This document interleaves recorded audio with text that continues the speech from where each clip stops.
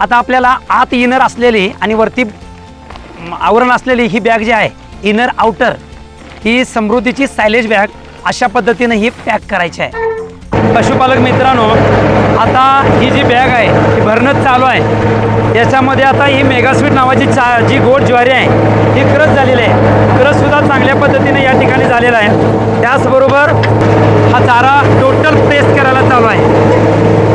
Proper pressing म्हणजे या बॅगेला ताण वगैरे सहन होतो, कारण आतली इनर सुद्धा चांगली हेवी आहे। आता ही सायलेज बॅग भरल्यानंतर ह्याला आपण आता हवा लागू नये, हवा बंद सायलेज राहण्यासाठी आपण काय करायचं आहे, ह्याला टॅग लावायचा आहे। ह्या कंपनीनं ह्याला 2 पट्ट्या सुद्धा दिलेल्या आहेत जेणेकरून ही सेफ्टी राहील। हाताळणीसाठी जरी सपला आपल्यातनं चूक झाली, पडली किंवा ओढली तर अजिबात फाटणार नाही।